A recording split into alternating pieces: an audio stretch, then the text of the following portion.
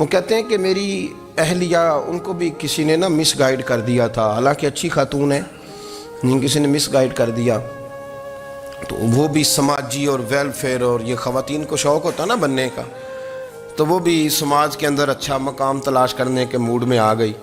تو کہیں ایک دن جانا تھا تو بڑی بن سنور کے میرے ساتھ وہ گاڑی میں بیٹھ گئی، تو میں گاڑی میں، عورتوں کو یہ بھی مسئلہ ہوتا ہے نا کہ ہماری تعریف کرو، تو کئی دفعہ بعض مردوں بیچاروں کو جھوٹ بولنا پڑتا ہے، تو زبردستی کراتی ہیں نا جی، تو اس میں گنجائش بھی دی ہے شریعت نے گنجائش دی ہے کہ کبھی بیوی کو راضی کرنے کے لیے خلاف واقعہ بات کرنی پڑے تو کر لینی چاہیے، تو وہ کراتی بھی ہیں۔ 3 موقع پر خلاف واقعہ بات کرنے کی اجازت ہے، واقعے کے خلاف بھی آپ بات کر سکتے ہیں، جنگ کے موقع پر 2 لوگوں کو صلح کرانے کے لیے اور بیوی کو راضی کرنے کے لیے کر لیں کوئی ایسی بات، بے شک اپنی طبیعت پہ جبر کر کے کر لیں، گنجائش ہے، اجازت ہے۔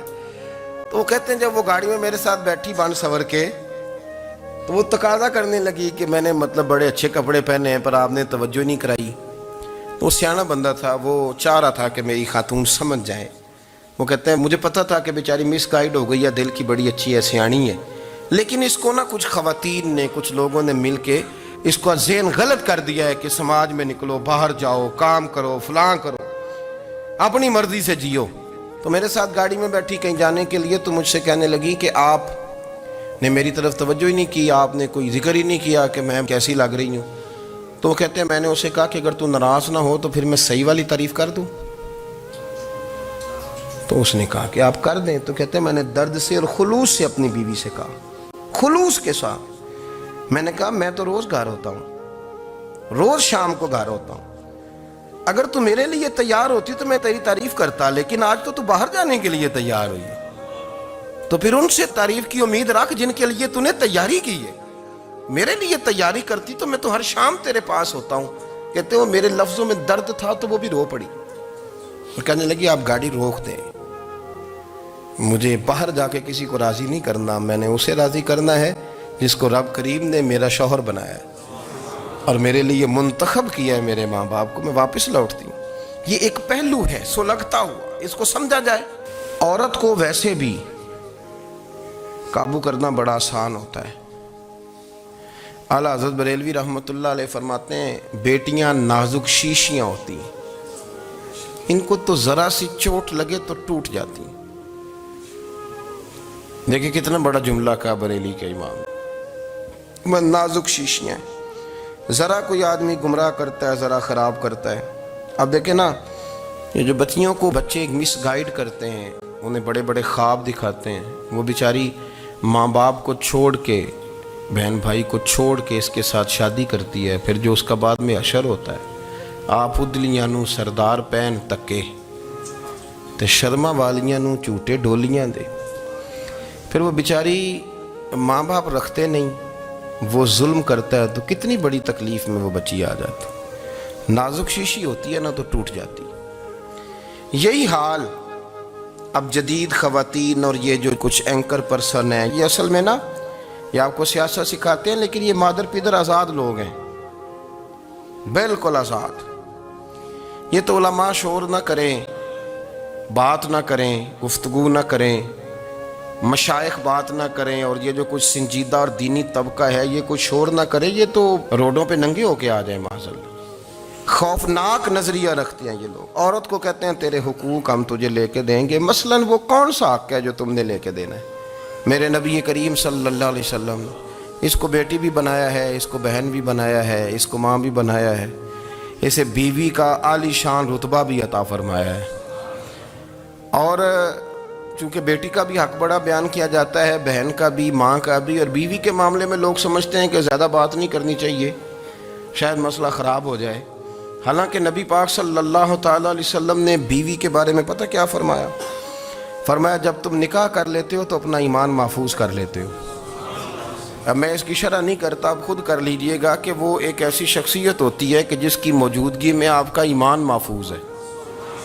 اب میں نہیں سمجھتا کہ اس سے بڑی بات کوئی اور ہو سکتی ہے، جس کی موجودگی میں آپ کا ایمان، اور بھئی یہ حدیث پاک عرض کر رہا ہوں، نکاح جب کوئی کر لے تو اس نے اپنا ایمان مکمل کر لیا۔ اس کا معنی یہ ہوا کہ آپ کا ایمان محفوظ ہے اس کی موجودگی میں، تو اس سے زیادہ بھی، یعنی ایمان سب سے قیمتی چیز ہے نا، تو اس کے محفوظ ہونے کی وجہ حضور نے نکاح بیان کر دی۔ اب میرا خیال ہے بی بی اگر کوئی اس سے بڑا حقوق مانگے گی تو بیوقوفی کرے گی۔ اتنا بڑا درجہ نبی کریم نے اسے عطا کر دیا، اتنا بڑا مقام دے دیا کہ تو خامد کے ایمان کے محفوظ ہونے کا ذریعہ بن گئی ہے۔ عورت کو جو حقوق رسول کریم صلی اللہ تعالی علیہ وسلم نے عطا فرمائے، نبی پاک نے جو حقوق دیے، دیکھیں نا، حضرت عبداللہ ابن عمر رضی اللہ تعالیٰ عنہ کی اہلیہ بیمار تھی، تو جلدی جلدی سے وہ آئے، تو جب بہت جلدی ہو، سفر بڑا شدید تھا، تو آپ نے جلدی سے نماز ادا کی، جلدی سے چلے۔ آپ کے خادم کہنے لگے حضور خیریت ہے؟ فرمایا میری بیوی بیمار ہے۔ تو اس نے عرض کی حضور آپ کی اہلیہ بیمار ہے، تو آپ نے نماز بھی جلدی سے پڑھی، سفر بھی جلدی جلدی کیا۔ تو فرمانے لگے یہ وہ چیزیں ہیں جو ہمیں مدینے والے رسول نے سکھائی۔ آپ اس کیفیات کو سمجھیں کہ حضور صلی اللہ علیہ وسلم نے درس دیا۔ اور پھر ایک اور بہت بڑی بات، یہ فضیلت کسی اور کو نہیں دی، جو عورت کو حضور نے فضیلت دی، یہ فضیلت کسی اور کو نہیں دی۔ کبھی حضور نے فرمایا کہ تمہارا ابا تمہارے ساتھ بہت سخت رویہ کرے تو تم نے اس کو اس سختی پر داد دینی ہے۔ فرمایا چلو اگر وہ زیادتی بھی کرے تو تم نے اس کے ساتھ سلوک اچھا ہی کرنا ہے۔ لیکن آپ ایک بات کو سمجھے نا کہ بچے کے بارے میں، بیٹے کے بارے میں، بیٹی کے بارے میں فرمایا 10 سال کے ہو کے نماز نہ پڑھیں تو سختی کرو، تمہارا ڈنڈا بھی لٹکنا چاہیے۔ بہت ساری جگہوں پہ بہت سارے لوگوں کے لیے سختی کا حکم دیا، لیکن عورت کے لیے حضور نے جو جملے کہے، اصل میں ہم سمجھتے ہیں کہ یہ ایک بات ہے، مشہور ہو گئی ہے روایت حدیث، تو بس اس کے پس منظر پر اور جملوں کے حسن پر شاید معاذ اللہ غور کرنے کی ضرورت نہیں، ذرا اس لفظ کی تاثیر پر غور کریں۔ حضور نے فرمایا عورت ٹیڑھی پسلی سے پیدا کی گئی ہے، یہ ٹیڑھی ہے، کو سیدھا کرنے کی کوشش کرو گے تو ٹوٹ جائے گی۔ تو حضور پھر ہمارے لیے حکم کیا ہے؟ فرمایا جیسی ہے تم اسی کے ساتھ نبھا کرو۔ آپ سمجھیں کہ اتنا محفوظ حضور نے درجہ دے دیا بی بی کو، اتنا محفوظ کہ فرمایا غلطی بھی ہو تو میرے غلاموں تم اس کے ساتھ نبھا کرو، گزارا کر لو۔ کو کیا اور حق چاہیے عورت کو، جس کو اس کی غلطیوں سمیت نبی پاک نے قبول کرنے کا حکم دے دی کہ اس کی کمزوریوں سمیت قبول کر لو۔ اب اس کو اور کیا کوئی کمزوریوں سمیت قبول کرتا ہے؟ کبھی آپ دکان پہ بیٹھے ہو تو آپ کہیں بھی اس میں یہ بھی غلطی، میرے مال میں یہ بھی کمزوری ہے، یہ بھی کمزوری ہے، یہ بھی کمزوری ہے، تو کر لے قبول؟ کرتا ہے کوئی؟ کوئی شخص ایسا ہو جو کسی چیز کی کمزوریاں بیان کر کے کہ اسے قبول کرو؟ پر رسول کریم صلی اللہ تعالی علیہ وسلم نے نا ہمیں سبق دیا، حضور نے ہمیں درس دیا، نبی پاک نے ہمیں پیغام دیا۔ فرمایا یہ ٹیڑھی ہے، سیدھی کرنے کی کوشش کرو گے تو بیچاری ٹوٹ جائے گی، تو اس کے ساتھ نبھا کر جاؤ۔ آپ میری بات کو سمجھیے گا۔ چلیں میں اس پر ایک اور بخاری مسلم کی حدیث پڑھتا ہوں۔ حضرت سلمان فارسی رضی اللہ تعالیٰ عنہ اور حضرت ابو درداء کے درمیان بھائی چارہ تھا۔ مکے سے مدینے جب لوگ آئے تو حضور نے بھائی بھائی بنایا تھا، ان کے درمیان بھائی چارہ تھا، تو ابھی پردے کی آیات نازل نہیں ہوئی تھیں، تو لوگ ایک دوسرے کی طرف جاتے تھے۔ حضرت سلمان فارسی رضی اللہ تعالیٰ عنہ حضرت ابو درداء رضی اللہ تعالیٰ عنہ کے گھر میں تشریف لے گئے تو دیکھا کہ ان کی بیوی بڑی غمگین بیٹھی ہیں۔ تو ہم نے فرمایا بہن کیا ہوا؟ تو کہنے لگی تمہارے بھائی کو دلچسپی کوئی نہیں رہی، ہر روز روزہ رکھ لیتا ہے اور ساری رات نفل پڑھتا ہے۔ حضرت سلمان فارسی کہنے لگے ٹھیک ہے کر لیتے ہیں بندوبست۔ نماز دین ہے کہ نہیں؟ دین ہے نا یہ چیزیں۔ لیکن حضرت سلمان فارسی جناب ابو درداء سے کہنے لگے آج میں نے تیرے گھر میں رہنا رات کو، کیونکہ وہ تو ساری رات نماز پڑھتے تھے، نفل پڑھتے تھے۔ انہوں نے کہا ٹھیک ہے، ایک بستر لا کے بچھا دیا حضرت سلمان فارسی کے لیے۔ سلمان فارسی فرمانے لگے دوسرا بھی لا۔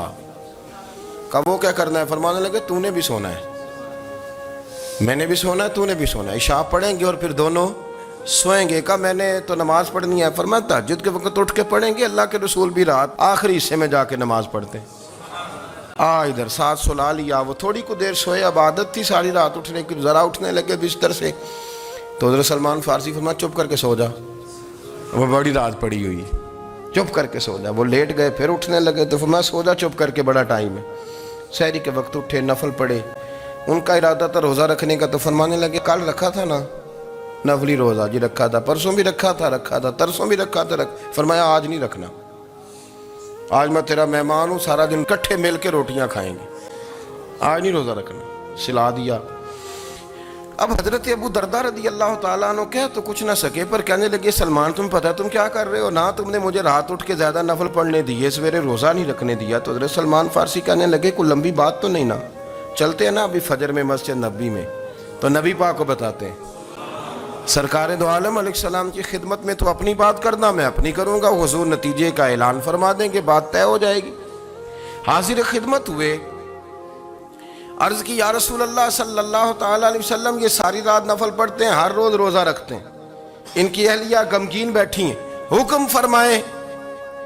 تو نبی پاک صلی اللہ علیہ وسلم نے فرمایا پھر ہوا کیا؟ یا رسول اللہ میں نے رات سلایا ہے, سحری میں اٹھایا ہے, سویرے روزہ نہیں رکھنے دیا. نبی پاک نے فرمایا سلمان فارسی نے ٹھیک کیا, سلمان فارسی نے ٹھیک کیا. پھر حضور نے فرمایا, نبی کریم نے فرمایا ابو درداء تیرے اوپر اگر اللہ کا حق ہے, اس کے رسول کا حق ہے, دین کا حق ہے, تو فرمایا تیری آنکھ کا بھی تیرے اوپر حق ہے, تیرے وجود کا بھی تیرے اوپر حق ہے. یہ حضور نے فرمایا تیرے بچوں کا بھی تیرے اوپر حق ہے, تیری بیوی کا بھی تیرے اوپر حق. اس حق کو بھی سمجھے, حقوق اللہ بھی ہیں, پر تیری آنکھ کا بھی تیرے اوپر. کیا مانا کہ تیری آنکھ سونا چاہتی ہے تو اسے سلا بھی, تیرے وجود کا بھی تیرے اوپر حق ہے. تو تیرا وجود آرام کرنا چاہتا ہے تو اسے آرام بھی کرا. اور پھر وہاں نبی پاک صلی اللہ علیہ وسلم نے فرمایا میں تم سب, سننا یہ لفظ حدیث کے, حضور نے اسی موقع پر فرمایا میں تم سب سے زیادہ اپنے رب کو جانتا ہوں اور میں تم سب سے بڑھ کر اپنے رب سے ڈرتا ہوں. حضور فرمانے لگے میں روزہ بھی رکھتا ہوں, افطار بھی کرتا ہوں, یعنی کبھی رکھتا ہوں اور کبھی نہیں رکھتا. فرمایا میں نفل بھی پڑھتا ہوں اور اپنی بیویوں کو وقت بھی دیتا ہوں. سرکار مسجد میں بھی آتے تھے, نواسوں کے ساتھ کھیلا بھی کرتے, ان کے ساتھ پیار بھی کرتے.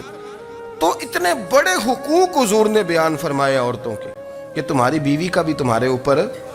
لو ایک حدیث بخاری کی اور یہاں بیان کر دیتا ہوں. ایک شخص نے آ کے عرض کی یا رسول اللہ صلی اللہ تعالیٰ علیہ وسلم جہاد کے لیے تیاری ہو گئی ہے, صفیں بن رہی ہیں, مجاہدین کی تیاری ہے, تو میرا بھی نام لکھ دیا گیا ہے مجاہدوں کی لسٹ میں, لیکن یا رسول اللہ صلی اللہ تعالیٰ علیہ وسلم میری بیوی نے حج کی تیاری کر لی ہے اور میرے دوستوں نے, صحابہ نے میرا نام مجاہدین کی لسٹ میں لکھ دیا, تو میرے لیے کیا حکم ہے؟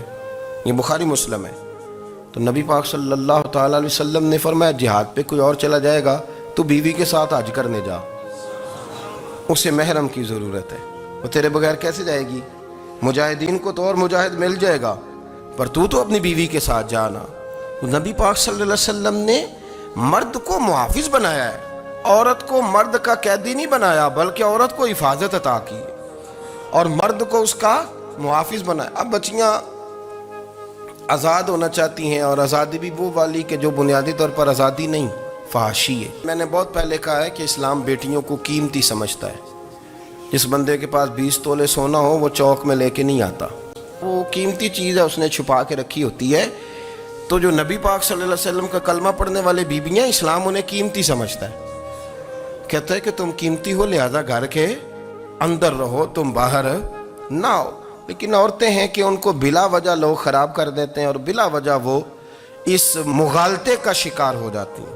اب آگے بڑھتے ہیں. قرآن مجید نے سورہ نور کی آیت نمبر 30 میں کہا کہ کل للمؤمنین یغضوا من ابصارہم, فرمایا کہ اے محبوب علیہ السلام مومن مردوں سے کہہ دو کہ اپنی نظریں جھکا کے رکھیں, اپنی نظریں.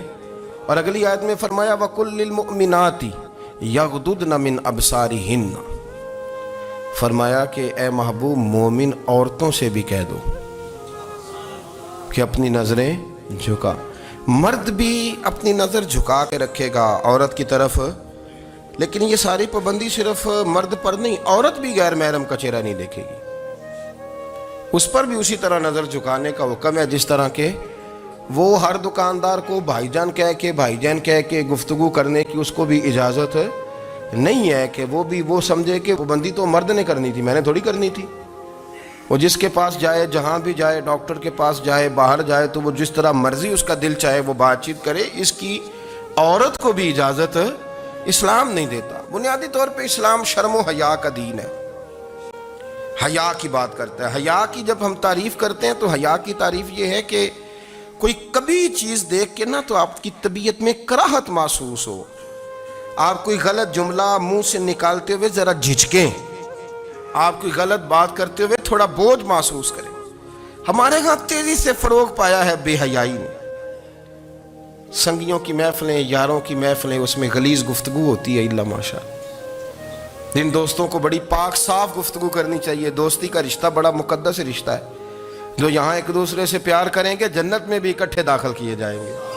شرط یہ ہے کہ پیار اللہ رسول کی رضا کے لیے ہو، لیکن اس کے اندر اگر آپ کی گفتگو کچی ہو، کمزور ہو، فحاشی والی ہو، عریانی والی ہو، وہ ہمارے ہاں تو اب اس کو لوگ فیشن سمجھتے ہیں، اس کو مردانگی کی علامت سمجھتے ہیں کہ وہ جی ساری باتیں جی وہاں ہو گئیں اور جس کا جو جی چاہا اس نے کہا۔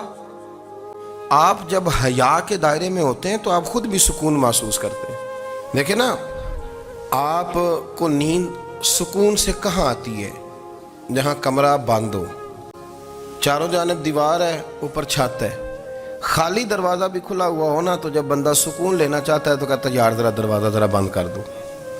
وہ اچھی طرح اپنے آپ کو چھپا لیتا ہے نا حیا کے پردے میں، تو اللہ اسے سکون عطا کرتا ہے۔ اور جو اس سے بھی زیادہ ٹھنڈی نیند میں جانا چاہتا ہے وہ کہتا ہے لائٹ بھی بند کر دو۔ اب وہ مکمل طور پہ سمجھتا ہے کہ میں چاروں جانب سے چھپ گیا ہوں، اگر میں کھل کے بھی سو جاؤں گا تو میرا چونکہ پردہ قائم ہے تو مجھے کوئی دشواری نہیں ہوگی۔ آپ جب چھپ جاتے ہیں، جب آپ حیا کے اندر سمٹ جاتے ہیں، جب آپ چادر کے اندر آ جاتے ہیں تو آپ بہت ساری جگہوں پہ آسانی محسوس کرتے ہیں۔ تو حیا تو آپ کو سکون دیتی ہے، حیا تو دل کو راحت دیتی ہے۔ میں بڑی ذمہ داری سے بات عرض کرتا ہوں، قرآن مجید نے نا ایک مقام پہ مذاق کو، ایک مزاح ہوتا ہے خوش طبی، وہ نہیں، مذاق اڑانا۔ قرآن پاک نے نا مذاق کو ایک جگہ پہ جاہلوں کا طریقہ بھی قرار دیا ہے۔ بنی اسرائیل کے لوگوں سے حضرت موسیٰ نے کہا کہ گائے ذبح کرو اور ایک ٹکڑا مقتول کو مارو، زندہ ہو کے خود بتا دے گا مجھے کس بندے نے قتل کیا۔ تو کہنے لگے آپ ہمارے ساتھ مذاق کر رہے ہیں۔ تو قرآن مجید کہتا ہے کہ حضرت سیدنا موسیٰ علیہ السلام فرمانے لگے اعوذ باللہ ان اکون من الجاہلین، فرمانے لگے میں اللہ کی پناہ مانگتا ہوں کہ میں جاہلوں میں سے ہو جاؤں۔ یہ مذاق کرنا تو جاہلوں کا طریقہ ہے۔ اگر آپ کی زبان سے بے حیائی کا جملہ نکل گیا، اگر آپ کی زبان سے بے حیائی کا جملہ نکل گیا، آپ نے کہہ دیا کہ ہم آزاد لوگ ہیں، جو مرضی کریں گے، جو مرضی کہیں گے، جو ہمارا دل میں آئے گا کریں گے، تو پھر تو لوگ آپ کا وہ حشر کریں گے کہ آپ سے برداشت ہی نہیں ہوگا۔ جس کا لوگ مذاق بنا لیتے ہیں اور جو مذاق بن جاتا ہے پھر اسے کچھ جینے دیتا ہے۔ آپ حیا کی چادر میں چھپیں گے تو بچیں گے۔ اگر آپ نے اپنا مذاق بنوا لیا یہ کہہ کے کہ میں نے مرضی کرنی ہے، پھر یاد رکھنا چھپنے کو جگہ نہیں ملے گی، پھر تکلیف میں آ جائیں گے، پھر بہت بڑی اذیت کا شکار ہو جائیں۔ شرم و حیا، عرب کے اندر جو کنواری لڑکیاں تھیں ان میں بڑی حیا ہوتی تھی۔ الحمدللہ میں بڑے فخر سے کہتا ہوں کہ میرے پنجاب کی، میرے پاکستان کی بیٹیاں بھی 20 دفعہ ان کا ابا کہے تیری شادی کرنی ہے تو وہ آنکھ نہیں اٹھا پاتی آج بھی۔ یہ تو وہ چند لوگ ہیں جو کہتے ہیں ہم ہائی کلاس ہو گئے، ہمیں نہیں پتا کہ وہ روشن خیال ہو گئے ہیں کہ روغن خیال ہو گئے، پتہ نہیں کدھر چلے گئے۔ ورنہ ہماری بیٹیاں آج بھی جب ان سے ان کا باپ، ان کی ماں بات کرتی ہے تیری شادی کی، تو وہ تو شرم کے ساتھ پچھلے سے پچھلے کمرے میں چھپتی ہیں۔ یہ اللہ نے فضل کیا ہوا ہے اس ملت پر۔ تو عرب کی لڑکی بڑی حیا والی ہوتی تھی، اس سے کوئی بات کرنی پڑتی تھی تو 20 دفعہ بات کی جاتی، پھر بھی وہ عورت چھپتی پھرتی تھی۔ حضرت عائشہ صدیقہ رضی اللہ تعالیٰ عنہ فرمانے لگیں میرے نبی پاک صلی اللہ علیہ وسلم عرب کی کنواری لڑکیوں سے بھی زیادہ حیا کرنے والے۔ قاضی اعجاز مالکی نے، شیخ عبدالحق محدث دہلوی نے، دیگر بزرگ جو سیرت نگار گزرے انہوں نے لکھا ہے کہ نبی پاک صلی اللہ علیہ وسلم کے اندر 100 مردوں سے زیادہ طاقت تھی، 100 مردوں سے زیادہ طاقت۔ اب جو بات کہنے لگا ہوں، جو نتیجہ دینے لگا ہوں، اس پر خاص توجہ آپ فرمائیں گے۔ ذرا فکری طور پر، نظریاتی طور پر ایک چیز کو سمجھیے۔ ہم سمجھتے ہیں کہ جوان لڑکا ہے جی جو مرضی کرے، عمر ہے جی۔ آپ ذرا بات پر غور کیجئے گا کہ حضور صلی اللہ علیہ وسلم میں طاقت 100 مردوں سے زیادہ ہے اور